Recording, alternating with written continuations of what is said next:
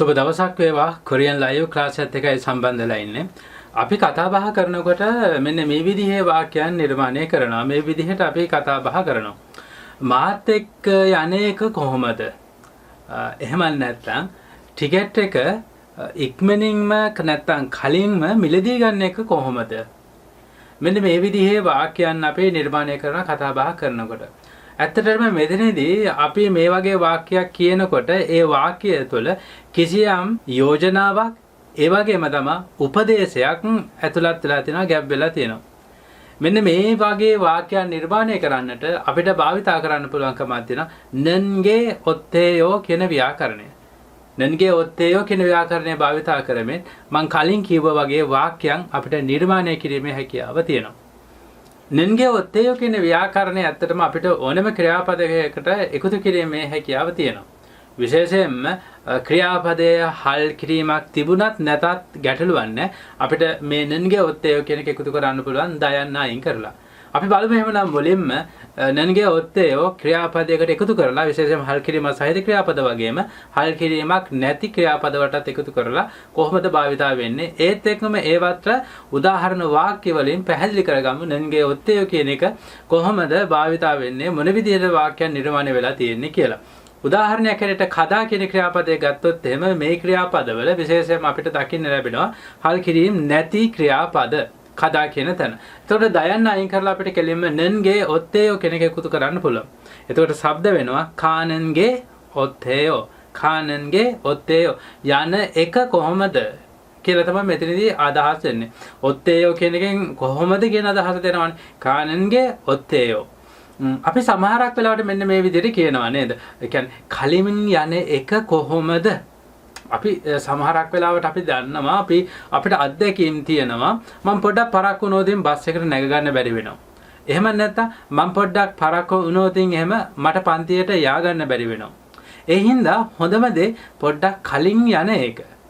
අන්න ඒ වගේ තැනකදී අපි කියනවා තවත් කෙනෙක් වෙන මෙහෙම කියනවා කලින් යන එක කොහොමද? කලින් යන එක හොඳයි නේද? ආදී අදහසක් තමයි ඇත්තටම දෙන්නේ. කානන්ගේ ඔත්තේයෝ කියන එකේදී ඇත්තටම අදහස යන එක කොහොමද කියන අදහස. නමුත් අපි මෙතනදී මේ වාක්‍යයේ අදහසලා තියෙනවා ගැබ් වෙලා තියෙනවා කිසියම් යෝජනාවක් වෙන්න පුළුවන්. එහෙම නැත්නම් කිසියම් උපදේශයක් මේ තුලින් අදහස් වෙනවා. අපි කිව්වොත් එහෙම කලින් යන එක කොහොමද කියලා කියනවා නම් එහෙම 일찍 가는 게 어때요? 일찍 가는 게 어때요? ඉක්මනින් යන එක කොහොමද කියලා තමයි අහන්නේ. ඒ කියන්නේ මම දන්නවා මට අත්දැකීම් තියෙනවා. මම පරක්කු වුණා. මම පරක්කු වෙච්ච හින්දා මට වෙලාවට බස් එක නැග ගන්න බැරි වුණා. මම පරක්කු වුණා. ඒ හින්දා මට යාළුවව මුණ ගැහෙන්න බැරි වුණා. ඒ හින්දා මම පොඩ්ඩක් කලින් යන එක හොඳයි. ඒක මොකක් වගේද? එක්තරා විදිහකින් ගත්තාම පස්සේ උපදේශයක් වගේනේ. අන්න ඒ වගේ තැන් වලට අපිට මේ නන්ගේ ඔත්තේයෝ කෙනෙක් එකතු කරන්න පුළුවන්. ඉලිචි කනගේ ඔත්තේයෝ අපිට එහෙම අහන්න පුළුවන්. ඉලිචි කනගේ ඔත්තේ අනිත් කෙනාට අපි කිසියම් උපදේශයක් දෙනවා. එහෙම නැත්නම් අපි කිසියම් කෙනෙකුට යෝජනාවක් කරනවා. මෙහෙම කරන එක කොහොමද? මෙහෙම කරන එක හොඳයි නේද? කියලා මම යෝජනා කිරීමක් කරනවා. එහෙම නැත්නම් මම යම් කිසි උපදේශයක් ලබා දෙනවා. මෙන්න මේ අදහස තමයි මේ නන්ගේ ඔත්තේයෝ කියන ව්‍යාකරණය තුළින් භාවිතා වෙන්නේ. ඇත්තටම මේ ව්‍යාකරණ ඉපේස් ටොපික් පාඩම් පොත්වල 34 වෙනි පාඩමේ කතා කරන ව්‍යාකරණයක්. ඉතින් ඒ පොත්වලට විතරක් නෙවෙයි අපිට සාමාන්‍ය කතා බහේදී මේ ව්‍යාකරණේ ගොඩක් තැන් වලට භාවිතා කිරීමේ හැකියාව තියෙනවා. පැහැදිලි නේද? ඉලිචි කනන්ගේ ඔත්තේයෝ කලින් යන එක කොහොමද කියනකොට අර අදහස තියෙනවා කියන එක මතක තියාගන්න. ඊළඟ අපි ගමු හල් කිරීමක් නැති ක්‍රියාපදයක් සදා කියන ක්‍රියාපදේ. සදා කියන්නේ මොකද්ද? මිලදී ගන්නවා කියන අදහසනේ. එතකොට මේ සදා කියන එකේ දයන්න අයින් කරලා අපි එකතු කරනවා නන්ගේ ඔත්තේයෝ. කොහොමද මේක શબ્ද වෙන්නේ? සානන්ගේ ඔත්තේයෝ. සානන්ගේ ඔත්තේයෝ. මට හිතෙනවා මෙන්න මෙහෙම. අපි දන්නවා සාමාන්‍යයෙන් අපි ලංකාවේ ඉඳන් කොරියාවට එනවා. එහෙම නැත්නම් කොරියාවේ ඉඳන් ලංකාවට යනවා. අපි හෙට යනවා කියලා අපි ලබන සතියේ යනවා කියලා ටිකට් එකක් ගන්නවා නම් අපිට ඒ ටිකට් එක ගන්න බැරි. අපි ඒකට මොකද්ද කරන්නේ? කලින් ටිකට් එක ගන්නවා. කලින් ටිකට් එක ගන්නකොට මොකද වෙන්නේ? මිල අඩුයි නේද? ඒකතකොට අපිට මෙහෙම කියන්න පුළුවන්කමක් තියෙනවා. මං හරියට උපදේශයක් දෙනවා වගේ අපි මෙහෙම කියනවා. මිරි 비행기 티켓을 사는 게 어때요? 미리 비행기 티켓을 사는 게 어때요? 미리 කියන්නේ කලින් කියන අදහස. 비행기 티켓 කියන්නේ මොකද්ද? ප්ලේන් ටිකට් එක කියන අදහස. සදා කියන තැනට නන්ගේ ඔත්තේ කියන එක එකතු කරා. එතකොට මේ වාක්‍යය තුල මොකක්ද අදහසලා තියෙන්නේ? එක්තරා විදිහකින් යෝජනාව, එක්තරා පැත්තකින් උපදේශයක් දෙනවා වෙන්න පුළුවන්කම තියෙනවා. පැහැදිලි නේද? මෙන්න මේ අදහස දෙන්න තමයි අපි මේ ව්‍යාකරණය භාවිතා කරන්නේ. ඊට පස්සේ අපි බලමු තවත් ක්‍රියාපදයක් පොදා කියන ක්‍රියාපදේ. පොදා කියන්නේ මොකද්ද? බලනවා කියන එක. මෙතනත් හල් කිරීමක් නැහැ. අපි එමනම් එකතු කරලා බලමු නුන්ගේ ඔත්තේ. මෙතනදී දයන් අයින් කරලා තමයි අපි එකතු කරන්නේ. කොහොමද શબ્ද වෙන්නේ? පෝනන්ගේ ඔත්තේ. පෝනන්ගේ ඔත්තේ. බලන එක කොහොමද? බලන එක කොහොමද? අපි සාමාන්‍ය විභාගයක් ලියනවා කියනවා සිංහලෙන් නන්නේ. අපි විභාගයක් බලනවා කියලා කියන්නේ නැහැ. නමුත් කොරියන් වලදී පොදා කියන එකත් එකතු කරනවා. මෙහෙම කියන්නේ. ඒ කියන්නේ විභාගය ලියනවා කියන අදහස දෙන්නත් කියන්න පුළුවන්කමක් තියෙනවා. ඒ කියන්නේ සිහොමල් පොදා කියලා කියන්න පුළුවන්. විභාගයේ බලනවා කියන අදහස ගත්තොත් සිංහලෙන් පරිවර්තනය කරොත් හැබැයි විභාගයේ ලියනවා විභාගයට මුහුණ දෙනවා කියන අදහස දෙන්නත් සිහොමල් පොදා කියන වචනේ අපිට භාවිත කරන්න පුළුවන්. අපි එහෙමනම් සිහොමල් පොදා කියන තැනට දයන්න අයින් කරලා නන්ගේ ඔත්තේ කෙනෙක් එකතු කරනවා. සිහොමල් ෆෝනන්ගේ ඔත්තේ විභාගයේ ලියන එක කොහොමද? සිහොමල් ෆෝනන්ගේ ඔත්තේ. අපි සමහරක් වෙලාවට O level ලියනවා. අපි සමහරක් වෙලාවට A level විභාගය ලියනවා. මොකද වෙන්නේ? A level ප්‍රතිඵල මදි. විශ්වවිද්‍යාලය යන්න අපිට ලකුණු මදි. එතකොට අපි මොකද කියන්නේ? නැවත වතාවක් විභාගයේ ලියන එක කොහොමද? මොකක්ද එතකොට මේ වාක්‍ය තුළ අන්තර්ගත වෙලා තියෙන්නේ? මෙතන තියෙන එක්තරා විදිහකින් උපදේශයක්. මෙතන තියෙන එක්තරා විදිහකින් යෝජනාවක් නේ. පැහැදිලි නේද? 다시 한번 시험을 보는 게 어때요? 다시 한번. තව එක් වතාවක්. 다시 한번 시험을 보는 게 ඔත්තේ요. තව එක වතාවක් විභාගය ලියන එක කොහොමද? මම එක්තරා විදිහකින් කරන්න යෝජනාව. මම එක්තරා විදිහකින් කරන්න උපදේශයක්. පැහැදිලි නේද? මෙතන ගත්තාන් පස්සේ යෝජනාව කියන අදහස දෙන්න පුළුවන්, උපදේශයක් කියන්නත් පුළුවන්. ඒ වාක්‍යයේ හැටියට අපි කියන්න හදන දේ අනුව, මගේ හිතේ තියෙන දේ අනුව ඔයාට මේක කියන්න පුළුවන්කමක් තියෙනවා. එතකොට එයා තේරුම් ගන්නවා මේ මට දෙන්න උපදේශයක්ද නැත්නම් මේ මට දෙන්නේ යෝජනාවක්ද කියලා පැහැදිලි කරගන්න පුළුවන්. තේරුණා නේද? අපි කතා කරේ ක්‍රියාපදයක හල් කිරීමක් නැති ක්‍රියාපදයකට නන්ගේ ඔත්තේ කියන එක එකතු කරන විදිය. ඊළඟට අපි දන්නවා හල් කිරීම සහිත ක්‍රියාපද. උදාහරණයක් හැටියට ගත්තොත් එහෙම මොක්තා කියන ක්‍රියාපදය. මොක්තා කියන ක්‍රියාපදයටත් පැහැදිලි මොකද්ද? දයන් අයින් කළා අපිට නන්ගේ ඔත්තේ කියන එක එකතු කරන්න පුළුවන්. මොන් නන්ගේ ඔත්තේ කන එක කොහොමද කියලානේ අදහස් වෙන්නේ මේකේ තේරුම ගත්තාම. හැබැයි මට මෙන්න මේ විදිහ අදහසක් දෙන්න ඕනේ යෝජනාවක්. එහෙම නැත්නම් මේක එක්තරා පැත්තකින් ගත්තාන් පස්සේ උපදේශයක් වගේ දෙයක්. එතකොට මට මෙන්න මේ වගේ දෙයක් කියන්නට අවශ්‍යතාවයක් තියෙනවා. ඉතින් අපි වෙලාවකට උදේ කෑම කන්නේ නැතුනම් පස්සේ උදේ කෑම ටික වෙලාවට කන්නේ නැතුනම සමහරක් වෙලාවට දවල් කෑම කන්නත් බැරුව අපි 1-2 වෙන අවස්ථාවන් තියෙනවා. සමහරක් වෙලාවට උදේ වෙලාවට හරියටම කන්නේ නැතුනම් පස්සේ අපිට උදේ කෑම කන්න වෙන්නේ නැහැ. අය කන්න වෙන්නෙම දවල්ටම තමයි. එතකොට අපි මෙන්න මෙහෙම කියනවා දැන් අපි උදේ කෑම කන එක කොහොමද කියලා අපිට අහන්න පුළුවන්. මොකද අපි දන්නවා මට අත්දැකීම් තියෙනවා. මම මේක අත්විඳලා තියෙනවා. මේ වෙලාවේ කෑම කෑවේ නැත්තම් අය කොහොමද පරක් වෙලා තමයි කෑම කන්නේ. මොකද මිනිස්සු වෙනවා කඩයක් කියලා හිතන්නකෝ. එක දිගට මිනිස්සු වෙනවා. එතකොට අපිට කෑමට යන්න පුළුවන්ද? බෑ. ඒ හින්දා අපි කඩේට යන්න කලින් අපි විනාඩි 15කට 20කට කලින් හෝ පැය භාගයකට කලින් අපි කෑම කනවා. පැහැදිලි නේද? එතන මොකද්ද දෙන්නේ? යෝජනාවක්. එතන දෙන්නේ කිසියම් විදිහක උපදේශයක්. මෙතන ගන්න පුළුවන් බොහෝ දෙනාට යෝජනාව කියන තැන. පැහැදිලි නේද? මෙන්න මෙහෙම කියනවා අපි. 지금 아침 식사를 하는 게 어때요? උදේ කෑම දැන් ගන්න එක කොහොමද කියලා යහන්නේ. එතකොට මෙතන කොහොමද කියන එක සිංහලෙන් ගත්තොත් අපි ඒ විදිහටම කියන්නේ නෑනේ. උදේ කෑම කන එක කොහොමද? අපි උදේ කෑම දැන් කමුද? දැන් කෑවොත් කොහොමද? කියලා අපි එහෙම අහනවානේ. එතකොට මේ ව්‍යාකරණයට ඒ කියන්නේ ක්‍රියාපදයකට ව්‍යාකරණයක් එකතු වෙනකොට ඒ තියෙන විදිහටම පරිවර්තනය කළාම සමහරක් වෙලාවට සිංහලෙන් ගැලපෙන්නේ නැති වෙනවා. ඒ හින්දා තමයි අපි පොඩ්ඩක් වෙනස් විදිහට කියන්නේ. පැහැදිලි නේද? තේරුණා නේද? අපි එතකොට මෙන්න අපිට කියන්න පුළුවන්කමක් තියෙනවා. 아침 식사를 하는 게 어때요? 아침 식사를 지금 하는 게 어때요? කියලා අපිට කියන්න පුළුවන්. එහෙම නැත්නම් 아침 식사를 먹는 게 어때요? අපි මොක්තා කියන ක්‍රියාපදේ ගන්න මොකද හල් කිරීමක් තියෙන හින්දා. 아침 식사를 지금 먹는 게 어때요? දැන් උදේ කෑම කන එක කොහොමද? මෙතනින් අදහස යෝජනා කිරීමක් වගේ. පැහැදිලි නේද? අපි තව ගමු ක්‍රියාපදයක් හල් කිරීමක් තියෙන ක්‍රියාපදයක්. කියවනවා. කියවනවාට කියන්නේ ඉක්තා කියලානේ. ඉක්තා කියන තැනත් මොකද්ද කරන්නේ? දයන් අයින් කරලා තමයි අපි නන්ගේ ඔත්තේයෝ කියන එක එකතු කරන්නේ. ඉන්නන්ගේ ඔත්තේ කියවන එක කොහොමද කියලා කියනවා. අපි සමහරක් වෙලාවට විභාගයකට සූදානම් වෙනවා. ඉතින් පොත් ගොඩක් තියෙනවා. අපි හැම පොතක්ම කියවන්න අපිට වෙලාවක් නැහැ. හැබැයි මට පොතක් තියලා කියන කෙනෙක් මෙන්න මේ පොතේ කියවන එක කොහොමද කියලා අහනවා. මොකද මම දන්නවා මේ අපිට පොත් ගොඩක් කියවලා විභාගයට සූදානම් වෙන්න කාලේ නැහැ. හැබැයි අඩුම තරමේ මෙන්න මේ පොතවත් අපි කියවලා බැලුවොත් එහෙම විභාගයට යම් විදිහකින් උදව්වක් වෙන්න පුළුවන්. එතකොට මම කියන්නේ මේක නිකන් යෝජනාවක් හැටියට. වෙලාව නැහැ, පාඩම් කරන්න කාලේ නැහැ. එහෙනම් මේක පොඩ්ඩක් කියවන එක කොහොමද කියලා තමා ඒ අදහස, ඒ වගේ ගැඹුරු අදහසක් තමයි ඒ කෙටි වාක්‍යයක පුංචි වාක්‍යයක තියෙන්නේ. ඊ 책을 읽는 게 어때요? 이 책을 읽는 게 어때요? ඉක්තා කියන තැනට අපිට කියන්න පුළුවන් ඊ 책을 읽는 게 ඔත්තේයෝ මේ පොත පොඩ්ඩක් කියවලා බලන එක කොහොමද? ඉක්තා පොදා කියන එක දන්නේ නැතුව අපිට ඉක්තා ඉංනන්ගේ ඔත්තේයෝ කියලා කියන්න පුළුවන්. ඊළඟට බලමු සොයනවා කියන වචනය. සොයනවට කියන්නේ කොරියන් වලින් මොකද්ද? චත්තා කියලානේ. චත්තා කියලා කියන සොයනවට. චත්තා කියන තැනත් අපිට පැහැදිලි දයන් අයින් කරලා නන්ගේ ඔත්තේයෝ කියන එක එකතු කරන්න පුළුවන්. කොහොමද මේක ප්‍රොනවුන්ස් කරන්නේ එතකොට? චන්නන්ගේ ඔත්තේයෝ සොයන එක කොහොමද කියන අදහසනේ. අපි උදාහරණයක් හැටියට කිව්වොත් එහෙම මේ ගෙදරට වඩා වෙනත් ගෙයක් හොයලා බලන එක කොහොමද? අපි එහෙම කියන. ඇයි අපිට සමහරක් වෙලාවට ගෙයක් හම්බ වෙන අපි ගිහිල්ලා බලනවා. පොඩ්ඩක් පහසුකම් මදි වගේ. අපි ඒකට කියන මේ ගෙදර නෙමෙයි පොඩ්ඩක් තවත් වෙනත් ගෙදරක් හොයලා බලන එක කොහොමද? අපි මොකද්ද කියන්නේ? එක්තරා විදිහකින් යෝජනාවක් තමයි මම මේ කරන්නේ. මේ යෝජනාවක් කියන එක අදහස මේ වාක්‍යය තුළ තියෙන තව කයක් පොඩ්ඩක් බලන එක කොහොමද? තව පොඩ්ඩක් හොයලා බලන එක කොහොමද? අපි එහෙම කියනවා නේද? අන්න ඒ අදහස තමයි නන්ගේ ඔත්තේයෝ කියන එක ඇතුළත් කරාම අදහස් වෙන්නේ. පැහැදිලි නේද? 다른 집을 찾는 게 어때요? 다른 집을 찾는 게 어때요? වෙනත් ගෙදර සොයා බලන එක කොහොමද? පැහැදිලි නේද? මම හිතන්නේ ඔයාලට තේරෙන්නට ඇති, පැහැදිලි කරගන්නට ඇති කොහොමද ක්‍රියාපදයකට එකතු වෙන්නේ. ඒ වගේම ක්‍රියාපදයකට එකතු වීම තුළ මේකෙන් කොහොමද උපදේශයක් දෙන්නේ? මේකෙන් කොහොමද යෝජනාවක් කරන්නේ කියන එක තේරුම් ගන්නට ඇති කියලා හිතනවා. හරි. අපි යමු එහෙමනම් මේ ව්‍යාකරණය භාවිතා කරමින් සංවාදාහරහා ව්‍යාකරණය කොහොමද භාවිතා වෙලා තියෙන්නේ කියලා.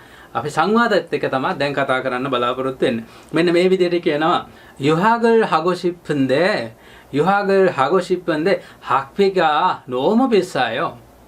ඒ කියන්නේ මොකද්ද? 유학 කියලා කියන්නේ මොකද්ද? පිටරටකට යනවට තමයි කියන්නේ. කියන්නේ පිටරටකට ගිහිල්ලා ඉගෙන ගන්නවට කියන 유학 කියලා. 유학 හදා මම ඇමරිකාවට ඉගෙන ගන්න ගියා කියලා කියනවනම් 제가 미국에 유학 갔어요. 제가 영국에 유학 갔어요. මම එංගලන්තයට ඉගෙන ගන්නට ගියා. 제가 호주에 유학 갔어요. මම ඕස්ට්‍රේලියාවට ඉගෙන ගන්න ගියා. පැහැදිලිද? 유학 가다 කියලා කියන්නේ පිටරටකට ඉගෙන ගන්නට යනවට. එතකොට මේ කියන්නේ 유학을 하고 싶은데 පිටරටකට ඉගෙන ගන්න යන්න කැමති. 학비가 너무 비싸요. මොකද්ද 학비 කියලා කියන්නේ? හක් කියලා කියන්නේ ඉස්කෝලේ කියන අදහසනේ P කියලා කියන්නේ පියොන් කියන එකෙන් තමයි P කියන එක අරගෙන තියෙන්නේ. ඒ කියන්නේ 학비 කියන එකෙන් අදහස නැහැ ඉගෙන ගන්න අවශ්‍ය කරන මුදල්. 학비 කියලා කියන්නේ 학비가 너무 비싸요. ගොඩක් ගණන් කියලා කියනවා. එතකොට මට මෙන්න මේ විදිහට කියන්න පුළුවන්කමක් තියෙනවා. මම මෙන්න මේ විදිහට යෝජනාවක් හැටියට කියනවා. ශිෂ්‍යත්වයකුත් ලැබෙන්නත් ඉඩ තියෙන හින්දා, ශිෂ්‍යත්වයකුත් ලැබෙන්න ඉඩ තියෙන හින්දා මහන්සියලා පාඩම් කරන එක කොහොමද? ඒ කියන්නේ මොකද්ද? ඔයා යන්න ගිහිල්ලා හැබැයි මහන්සියලා පාඩම් කරන්න. මහන්සියලා පාඩම් කරනකොට මොකද්ද වෙන්නේ?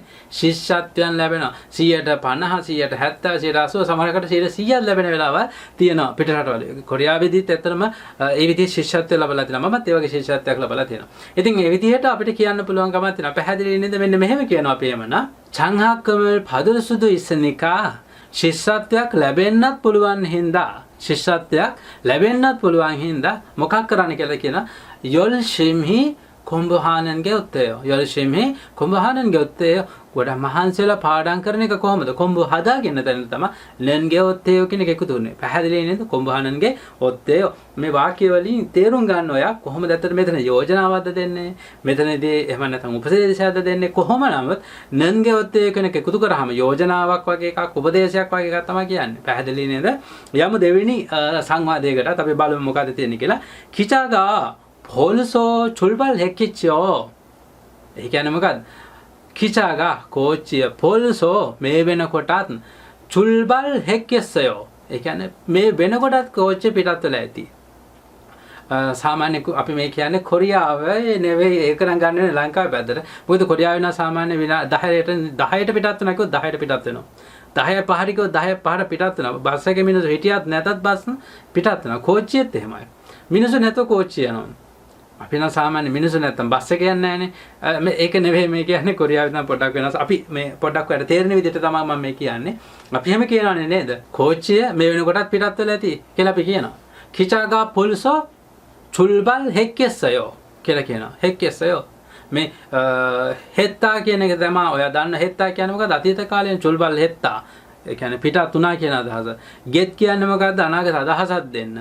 මේ විදිහට අපිට කියන්න පුළුවන්. ඒ කියන්නේ එකම ක්‍රියාපදයකට ව්‍යාකරණ දෙක තුනක් වුණත් එකතු කිරීමක් කියාව තියෙනවානේ. චුල්බල් හෙක්කෙස් මේ වෙනකොටත් පිටත් වෙලා ඇති කියලා තමයි කියන්නේ. එතකොට අනිත් කෙනා මෙන්න මෙහෙම කියනවා. එහෙමනම් අද නෙවෙයි හෙට යන එක කොහොමද කියලා කියනවා. කියන්නේ දැන් ගියත් වැඩක් නැහැ. මොකද ඔයාලට කෝච්චිය නගින්නත් ඉඩ තියෙනවා. කෝච්චිය නැති වෙන්නත් ඉඩ තියෙනවා. සමහරක් වෙලාවට තියෙන්නත් ඉඩ තියෙනවා. ඒ වුණාට මෙයා කියනවා එහෙමනම් අද ඉඳලා හෙට යන එක කොහොමද? අපි මෙතනදී කියන කිසිම යෝජනාවක් එහෙම නැත්නම් කිසිම උපදේශයක් දෙනවා වගේ එකක් තමයි මෙතනදී කියවෙන්නේ නේ. 그러면 오늘 가지 말고 그러면 내가 오늘 가지 말고 අද යන්නේ නැතුව 내일 가는 게 어때요? 내일 가는 게 어때요? හෙට යන එක කොහොමද? මේ විදිහට කියන්න පුළුවන්. හරි. ඉතින් අපි ඇත්තටම කතා කරන්නේ මේ නිබන්ධනය මේ කතා කරන නිබන්ධන හැම එකක්ම මම ඔයාලට ලියලා පෙන්වන්න උත්සාහ කරන්නේ නැහැ. මොකද මට කාලය ඇත්තටම නැහැ. මම මේ වීඩියෝ එක එඩිට් කරන්න මට ඇත්තටම ලොකු කාලයක් යනවා. වීඩියෝ එකක් ගන්න වගේම වීඩියෝ එක එඩිට් කරන්න ලොකු කාලයක් යනවා. ඒ හින්දා මම හිතනවා බොහෝ කෙනෙක් මේ වෙනකොටත් මේ ක්ලාස් එකත් එක්ක මේ වීඩියෝ බලන ගොඩක් අය අනිවාර්යයෙන්ම ක්ලාස් එකත් එක්ක සම්බන්ධයි. ගොඩක් අය පේපර් ගෙන්න ගන්න අය. හින්දා ඔයගේ පොතේ තියෙනවා. ඔයගේ නිබන්ධනේ තියෙනවා. ඒ නිසා මම නැවත නැවත ඔයාලට ලියලියා පෙන්වන්න උත්සාහ කරන්නේ නැහැ. මොකද ඔයාගේ පොතේ තියෙන දේ ඔයාට බලලා ලියා ගන්න පුළුවන් වෙන හින්දා. ඊළඟට අපි කියනවා 4 වෙනි වාක්‍යයට යමු. 선생님이 되게 계시는지 모르겠어요. 선생님이 되게 계시는지 모르겠어요. 선생님 කියන්නේ ගුරුවරයා. තෙක් කියන්නේ මොකද්ද? ගෙදරට කියනවා. ඉතින් විශේෂයෙන්ම ඔය වැඩිහිටියෙකුගේ ගෙදරක් ගැන කියනකොට ජිප් කියන්නේ නැතුව තෙක් කියන වචනය තමයි භාවිත කරන්නේ. 선생님이 되게 ගෙදර 계시는지 ඉන්නවාදයි මුරගෙසය දන්නේ නැහැ. ගුරුවරයා ගෙදර ඉන්නවද දන්නේ නැහැ කියලා කියනවා. එතකොට අපි මොකද්ද කියන්නේ? අපි එහෙමනම් හොඳම වැඩේ මොකද්ද? කලින් කෝල් එකක් දීලා බලන එක හොඳයි නේද? අපි එහෙම කියනවානේ. එහෙමනම් කලින් පොඩක් කෝල් එක දීලා යන්නේ හොඳයි නැද්ද? එහෙමනම් පොඩක් කතා කරලා බලන එක හොඳ නැද්ද? අපි යෝජනාවක් වගේ කියනවානේ. අන්න ඒ තැන් වලට තමයි මේ නන්ගේ ඔත්තේ කෙනෙක් එකතු කරන්නේ අපි. අපි එහෙනම් මෙන්න මෙහෙම කියනවා. 그러면 එහෙමනම් යන්න කලින් 가기 전에 그러면 එහෙමනම් 가기 전에 යන්න කලින් 연락해 보는 게 어때요? 연락해 보는 게 어때요? කෝල් කරලා බලන එක කොහොමද? 가기 전에නේ යන්න කලින් 연락해 보는 게 어때요? කෝල් කරලා බලන එක කොහොමද? නිකන් යෝජනාවක් වගේ තමයි මෙතනදී කියන්නේ. පැහැදිලි නේද? ඔයාලට තේරුම් ගන්න පුළුවන් ඇති කියලා මම හිතනවා. පැහැදිලි නැත්තම් නැවත කිහිප සැරයක් වීඩියෝ එක බලන්න. එතකොට තේරුම් ගන්න පුළුවන්කමක් තියෙනවා. ඊළඟට අපි කියමු මෙහෙම එකක්. අපි මෙන්න මෙහෙම කියනවානේ. මගේ මුළු ඇඟම රිදෙනවා කියලා කියන්නේ. 온몸이 아파요. 온몸이 아파요. 몸 කියලා කියන්නේ සිරුරට. 몸 කියන. 온몸 කියලා කියන්නේ මුළු ඇඟම කියන අදහස. 온몸. 온몸이 මුළු ඇඟම 아파요 රිදෙනවා කියලා කියනවා. එතකොට අපි කියන මෙන්න මෙහෙම. අපිට මේ වගේ කෙනෙක් කොහෙම කිව්වොත් එහෙම අපි මොකද කියන්නේ? ඉස්පිරිතාලේ ගිහිල්ලා බලන එක කොහොමද? ඉස්පිරිතාලේ ගිහිල්ලා එන එක කොහොමද? පොඩක් දොස්තර මහත්තයා හම්බ වෙන එක කොහොමද? දොස්තර මහත්තයා පොඩක් හම්බුනොත් හොඳ නැද්ද? ඉස්පිරිතාලේට ගිහිල්ලා ආවොත් හොඳ නැද්ද? අපි මෙහෙම කියනවා නේද? මේවා මොනවද? එක්තරා විදිහකින් යෝජනාවක්, එක්තරා විදිහකින් උපදේශයක්. පැහැදිලි නේද? අන්න ඒ උපදේශය වෙන්න පුළුවන්, යෝජනාව වෙන්න පුළුවන්. මෙන්න මේ වගේ අවස්ථාවන් වලදී වට නන්ගේ ඔත්තේ කියන එක දාලා වාක්‍ය නිර්මාණය කරන්න පුළුවන්. අපි කියනවා මෙහෙම. 병원에 가는 게 어때요? 병원에 가는 게 어때요? ඉස්පිරිතාලට යන එක කොහොමද? පැහැදිලි නේද? හරි. මම හිතනවා ඔයාට නන්ගේ ඔත්තේ කියන ව්‍යාකරණය පැහැදිලි ඇති කියලා තේරුම් ගන්නට ඇති කියලා. අපි ඉතින් කතා කරා ගොඩක් උදාහරණ වාක්‍ය දීලා ඔයාට පුළුවන්කමක් තියෙනවා මේ හැමදේම ලියලා පාඩම් කරගන්න. ඉතින් මේ කොටසේදී ඔයාට ලොකු අභ්‍යාසයක් එන්නෙත් නැහැ. ඉතින් මෙන්න මේ ටික හොඳට පාඩම් කරගන්න. ඔයාට ලොකු දැනුමක් ලබා ගන්න පුළුවන්කමක් තියෙනවා. අපි හැමදේම කියනවා වගේ පුළුවන් තරම් අපි උත්සාහ කරමු අපේ ලංකාව කියන නම කොරියාව තුළ විශේෂිත නමක් බවට පත් කරන්න. ඉතින් පහුගිය දවස්වල අපි දැක්කා අපේ ළමයි ගොඩක් ජීවිත හානි සිද්ධ කරන අවස්ථාවන් දකිනවා. ඉතින් ඒ වගේම වෙන්නේ අපේ රටේ තත්ත්වය තවත් පහළට වැටෙන එක. අපිට කෙනෙක් කියන දේ තේරුම් ගන්න බෑ. කම්පැනි වැඩක් අපිට තනියම හිතලා කරන්නට බෑ. අපිට අපේ සජන්නේ මොන හරි දෙයක් කිව්වන් පස්සේ ඒක තේරුම් ගන්න බෑ. සමහරක් වෙලාවට අපිට ආදරෙන් කියනවා වෙන්න පුළුවන්. අපි හිතනවා අපිට තරහින් කියන්නේ කියලා. එතකොට අපි වැරදි වචන භාවිතා කරනවා. එතකොට ඒ සජන්නේම්ලටත් නැත්නම් වැඩපලේ වැඩ කරන අයටත් කේන්ති යනවා. ඊට පස්සේ ගැටුම් ඇති වෙනවා. මේ ඔක්කොටම හේතුව අපිට භාෂා දැනුම අඩුකම. එහෙනම් ඔය උත්සාහ කරන්න කොරියාවට ඇවිල්ලා සමහරක් අයට අවුරුදු 3ක්. ඔයා කොරියාවට ඇවිල්ලා අවුරුදු 5ක්. ඔයා හිතනවා මට කොරියන් පුළුවන් කියලා. ඔයාට කොරියන් පුළුවන්. හැබැයි ඔයා තවත් කොරියන් ටිකක් ඉගෙන ගන්න. ඒ ඉගෙන ගත්තොත් එimhe ඔයා දන්න දේ තවත් ලස්සන භාෂාවක් බවට ඔයාට පත් කරගන්න අවස්ථාව ලැබෙනවා. ඉතින් කොරියන් හොඳට ඉගෙන ගත්තොත් යම් දවසක අද වෙනකොට මේ වෙනකොට අපි දන්නවා කොරියාවේ ගොඩක් කම්පැනිස් කොහෙද තියෙන්නේ? වියට්නාම් වල, චීනයේ වගේ රටවල් වල. ඉතින් මේ වෙනකොට මේ වෛරස් එකත් එක්ක චීනයෙන් මේ කොරියන් කම්පැනි ගොඩක් වෙලාවට වියට්නාම් වලට ඒ වගේම මියන්මාර් වගේ රටවල් වලට යනවා. ඊට අමතරව ලංකාව වගේ රටවල් වලටත් ඉස්සරහට යන්න තියෙන ප්‍රවණතාවය ගොඩක්ම වැඩි. ඉතින් ඔයා කොරියාවේ ජීවත් වෙලා ඔයා යනකොට කොරියන් එක්සෑම් ටිකක් කරලා විශේෂයෙන් ඔය සහේතුන්හා ප්‍රෝග්‍රෑම් වගේ. එහෙම නැත්නම් ටොපික් විභාගයන් වගේ ලංකාවේ තියෙන විභාගෙ නෙමෙයි මම කියන්නේ කොරියාවේ තියෙන ටොපික්. මෙන්න මේවා ලියලා පාඩම් කරලා තියාගෙන ඒකට අදාළ සර්ටිෆිකේට් එකක් එහෙම ඔය අරගෙන තියාගත්තොත් ඔයාට ලංකාවට ගිය සමහරකට කොරියන් කම්පැනි එක වැඩ කරන්න අවස්ථාව ලැබෙනවා. ඒ හින්දා ඔයා ලංකාවේ හිටියත් ඇත්තටම මේ කොරියාවේ තියෙන ටොපික් එක ලංකාවේ ඉඳන් ලියන්න පුළුවන්කමක් තියෙන අවුරුද්දකට එක සැරයක් දෙසරයක් වගේ තියෙන. ඉතින් ඔයාට ලංකාවේදී උනත් විභාගයන් වලට පෙනී සිටින්න පුළුවන්කමක් තියෙනවා. හරි මම හිතන්නේ ඔයාට පැහැදිලි අපේ ව්‍යාකරණය. ඉතින් ඒ අතර තමයි ඔයාට පුංචි උපදේශයක් ලබා දුන්නේ. කොහොම නමුත් අපි එහෙමනම් ඉස්සරහට කතා කරමු තවදුරටත් වචන නාමපද 10ක් ක්‍රියාපද 10ක් අපි කීයසක් පාඩමේදීත් කතා කරා. මේ පාඩමේ තවත් අලුත් වචන ටිකක් ඉගෙන ගමු. ක්‍රියාපද අපි පටන් ගන්න 271 වෙනි වචනේ පිටු අංකය 13 වෙනි පිටු අංකය වෙනස් කරනවාට කියනවා පක්කුදා කියලා. පක්කුදා චාරිකා පක්කුදා සීට් එක මාරු වෙනවා. සීට් එක මාරු කළා කියන්න පුළුවන්. චාරිකා පක්කොස්සයෝ පක්කුදා කියලා කියනවා. එහෙම නැත්නම් අපි කියන ෆෝන් නම්බර් එක වෙනස් කළා. චොනාබනෝ පක්කොස්සයෝ එහෙම කියන්න පුළුවන්. කෝල් කරනවට මොකක්ද කියන්නේ? කෝල් කරනවට කියනවා චොන්වා හදා කියලාත් කියනවා. ඊට පස්සේ කොල්දා කියන වචනයත් කියනවා. කොල්දා චොනා කොරොස්සයෝ ඔජේ චොනා කොරොස්සයෝ ඊයේ කෝල් කළා. කොරොස්සයෝ කියලා කියනවා කෝල් කරනවට. ඉතින් කොල්දා කියන එක එල්ලනවා කියන අදහසක් දෙන්න පුළුවන්කමක් තියෙනවා. මෙන්න මේ වගේ අදහසුත් මේකේ තියෙනවා. ඊළඟට බියක් ඇති වෙනවා, බයක් ඇති වෙනවා. බය ඇති වෙනවට කියන්නේ මොකද්ද? කොම්නදා කියලා කියනවා. කොම්නදා කියලා කියන්නේ බය ඇති වෙනවා කියන අදහස. වඩාත් හොඳ කියලා කියන්නේ කොහොමද? නත්තා කියලා කියනවා. නත්තා. ඊගොනායෝ මේක හොඳයි. ඊගොනායෝ මේ විදිහට කියන්න පුළුවන්. නත්තා. පිටත් වෙනවට කියනවා මොකද්ද? චුල්බල් හදා කියලා කියනවා. චුල්බල් හදා. ආහොප්සියේ චුල්බල් හප්සිදා. නාමයට පිටත් වෙමු. චුල්බල් හදා. පරිස්සම් වෙනවට කියන්නේ මොකද්ද? චෝෂිම් හදා කියලා කියනවානේ. චෝෂිම් හදා. උන්ජොනාල්තේ චෝෂිම් හසියෝ. වාහන යනකොට පරිස්සම් වෙන්න.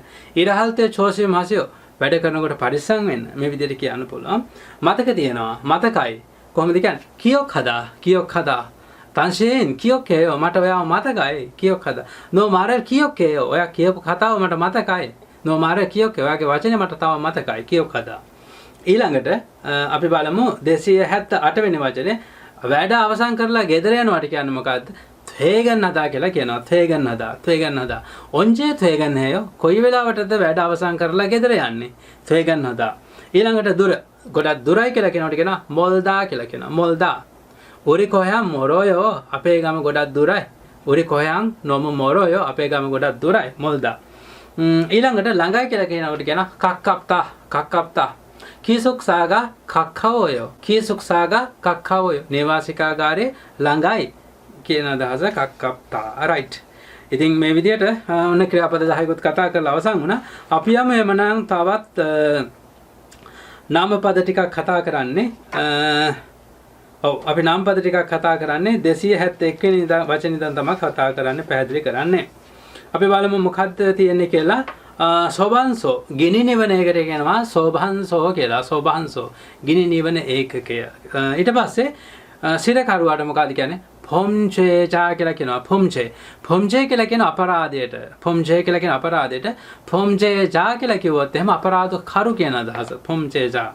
ඊළඟට ආරක්ෂාව. ආරක්ෂාවට කියනවා පොහෝ කියලා. පොහෝ කියලා කියනවා ආරක්ෂාවට. පැහැදිලිද? පොහෝ කියලා කියනවා ආරක්ෂාවට. ජාතිකත්වයට මොකද කියන්නේ? කුක්චොක් කියලා. ජාතිකත්වයට කියනවා කුක්චොක් කියලා. මම කොරියන් ජාතිකත්වය ලබා ගත්තා කියලා කියන්නේ කොහොමද? 제가 한국 국적을 받았어요. 제가 한국 국적을 받았어요 කියලා කියන්න පුළුවන්. ඊළඟට දකුණු පැත්තට මොකද කියන්නේ? 오른쪽 කියලා කියනවානේ. 오른쪽 보세요. දකුණු පැත්ත පොඩ්ඩක් බලන්න. 오른쪽 보세요. දකුණු පැත්ත බලන්න. ඊළඟට වම් පැත්ත 왼쪽 කියලා කියනවානේ. 왼쪽 발이 아파요. වම් පැත්තේ අත අමාරුයි රිදෙනවා කියන අදහස 왼쪽. ඊළඟට විශ්වවිද්‍යාල ශිෂ්‍යයට කියනවා මොකද්ද? 대학생 කියලා කියනවා. 대학생 කියලා කියනවා විශ්වවිද්‍යාල ශිෂ්‍යයට. 대학생. 우리 아들이 대학생이에요. අපේ පුතා විශ්වවිද්‍යාල ශිෂ්‍යයෙක්. 대학생. පැහැදිලිද? ඊළඟට බලයට මොකද කියනවා? 권력 කියලා කියනවා. 권력 කියලා කියනවා බලය. 권력이 누구나 좋아해요. 권력이 누구나 좋아해요. බලයට කවුරුත් කැමති ආසයි කියන අදහස. ඒ කියන්නේ මේ මම මේ ඔයාලට වචනයත් එක්කම තවත් පුංචි වාක්‍යයක් කියනවානේ. එතකොට මේ පොතේ තියෙනවා නෙවෙයි ඒක. මම මේ හිතලා ඔයාලට කියන්නේ. ඉතින් මේ වචනත් එක්ක මෙන්න මේ දේවල් කියන්න පුළුවන් කියන එක පැහැදිලි කරන්නයි මම මේ විදිහට ඔයාලට කියන්නේ. ඊළඟට ඇතුළත් වීම පත්‍රයේ මොකක්ද කියන්නේ? 입창곤 කියලා කියනවා. 입창곤. 입창 හදා කියලා කියන්නේ ඇතුළත් වෙනවා කියන අදහස. 입창곤 කියලා කිව්වොත් එහෙනම් ඇතුළත් වීමේ පත්‍රිකාව කියන අදහස. ඊළඟට පාවිච්චි කරන්න. ඊළඟ වචනේ පාවිච්චි කරන්නට කියනවා සයොන්ජා කියලා. ඔයාලට වචනේ මතක ඇති. භාවිතා කරනවට පාවිච්චි කරනවට කියනවා සයොන් හදා කියලානේ. සයොන්ජා කියලා කියන්නේ එතකොට භාවිතා කරන්න, පාවිච්චි කරන්න කියන අදහස. අපි ඊළඟට අනිත් දවසේ 281 වෙනි වචනේ ඉඳන් තවත් කතා කරමු. අලුත් වචන ටිකක් එකතු කරගමු. අපි කතා කරා මේ නාමපද ක්‍රියාපද පොතෙන් වචන 10. ඒ වගේම ව්‍යාකරණය පිළිබඳවත් අපි ඉගෙන ගත්තා නන්ගේ ඔත්තේ කියන ව්‍යාකරණය කොහොමද භාවිතා වෙන්නේ කියලා ඔයා හොඳ අදහසක් ගන්නටත් ඇති කියලා හිතනවා. පුළුවන් තරම් මේ ව්‍යාකරණය ඔයා කතා කරනකොට එකතු කරගන්න කියලාත් අපි මතක් කරනවා. එහෙමනම් අපි අද ක්ලාස් එක අවසන් කරනවා. ඔයාලට සුබ දවසක් වෙන්න කියලා ප්‍රාර්ථනා කරනවා. තෙරුවන් සරණයි.